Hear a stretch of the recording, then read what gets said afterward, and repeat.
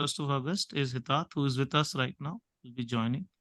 And he scored 770 with the same score 5142 on the 1st of August. His official report has also come.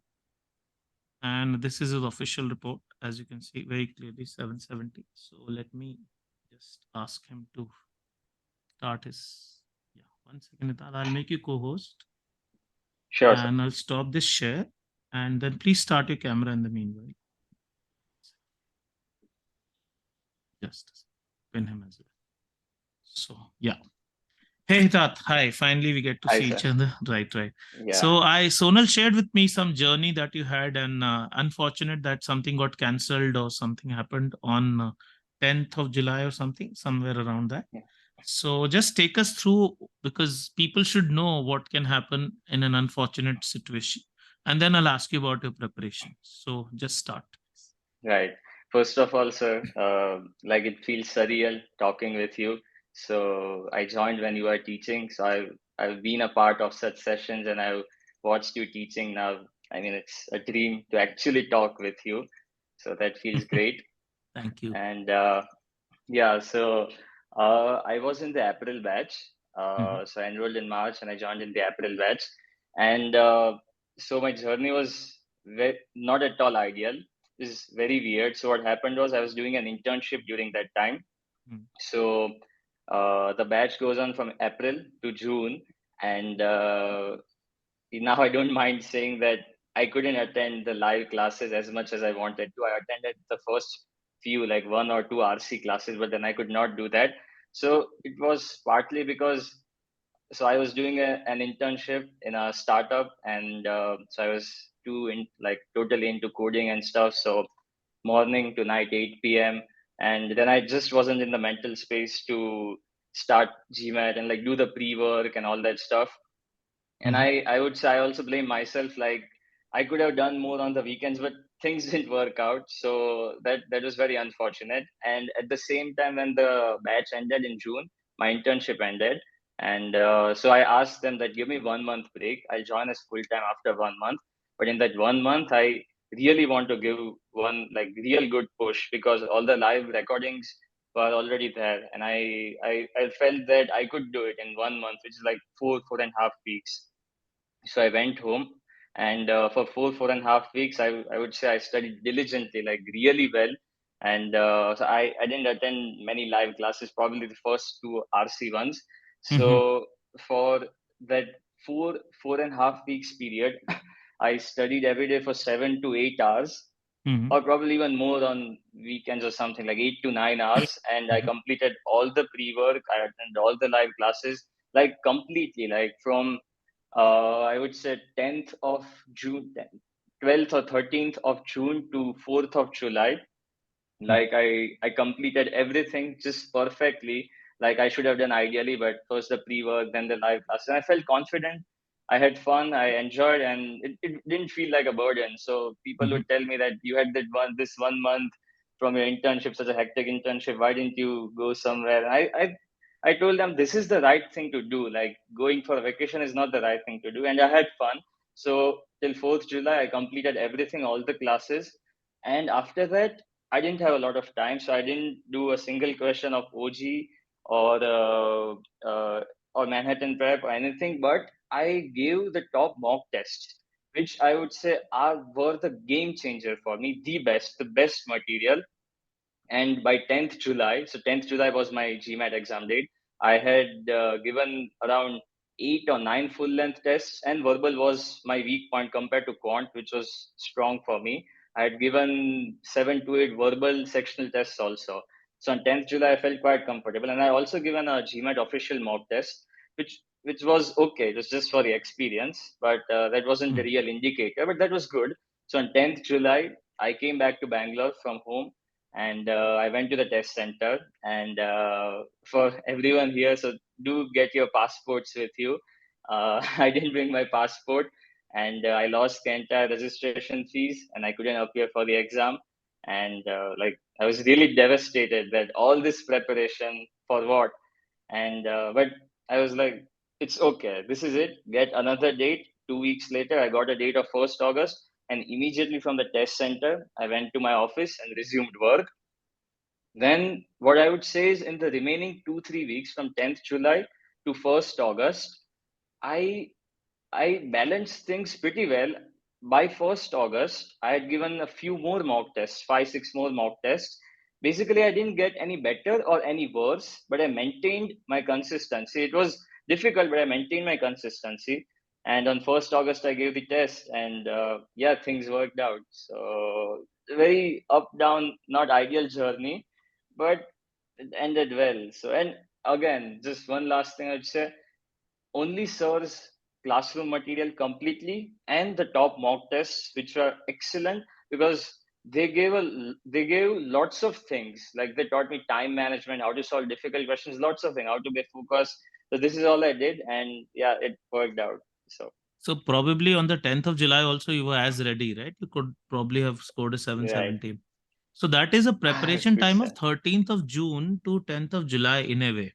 Apart from that, so that is like phenomenal. I mean, this is less than a month you're talking, and you could probably have scored a 770 because you said that in the message I read.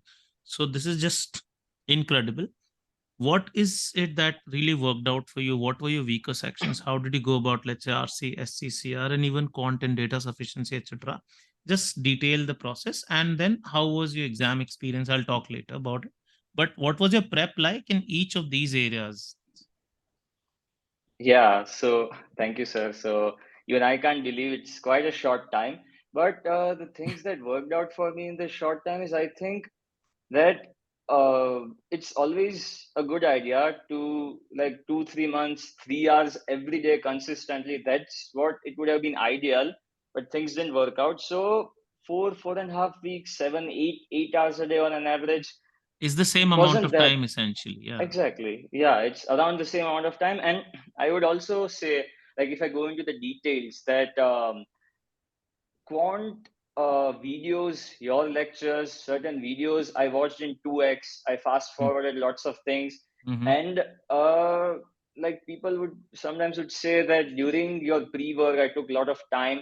Even in the pre-work, I didn't take a lot of time. I would complete it in one sitting, Mm-hmm. probably 1.5 hours for 20-25 questions, but like very ideal, nothing.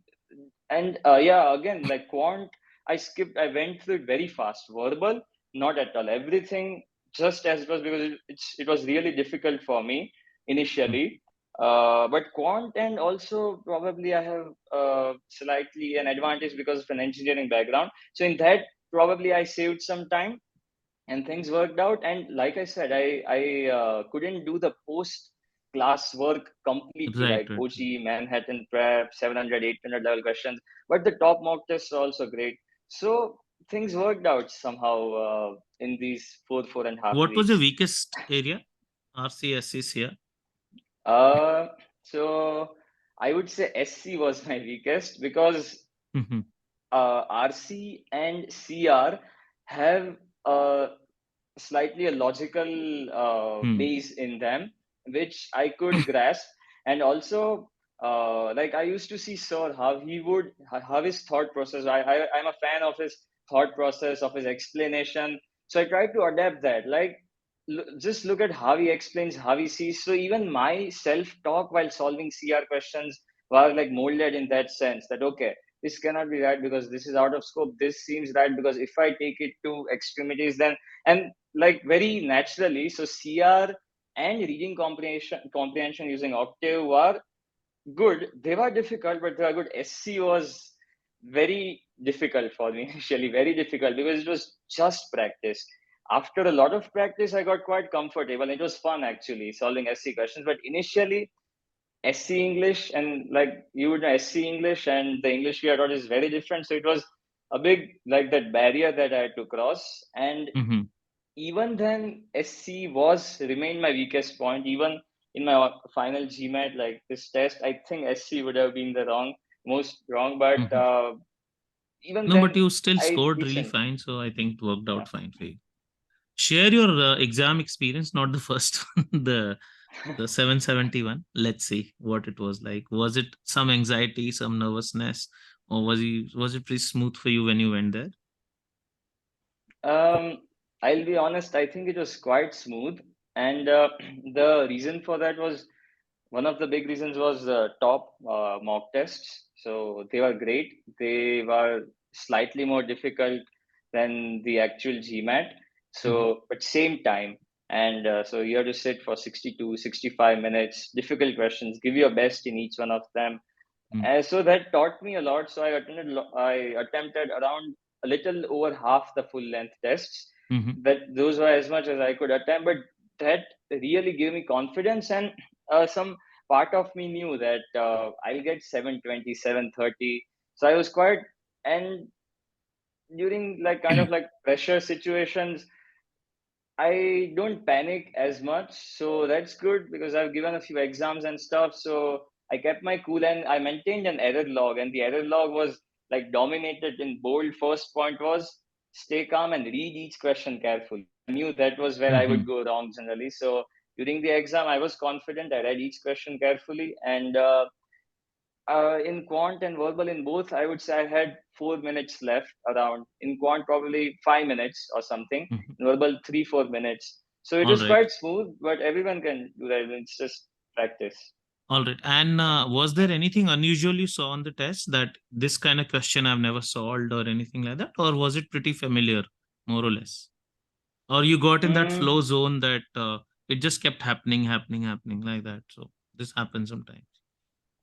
uh, it was it was difficult. I think the verbal section I found it quite difficult, but again, I'm going back to the same thing. The top mock tests were very similar. Mm-hmm. uh, Obviously the questions wouldn't be the same, the topics would be different. It was very similar from the top mock tests and Mm-hmm. probably slightly even easier. Quant was definitely much easier. And yeah, few things I would say, like there are a few trap questions in quant where I had to, that data sufficiency, sometimes people go wrong in them because they don't read carefully, and there is an obvious answer and there is a right answer, so they choose the obvious one. So those things were there, but again, the material, the questions that we solved in class, pre-work, post-work, and the mock tests, Mm-hmm. those were enough. So no big surprises, I would say.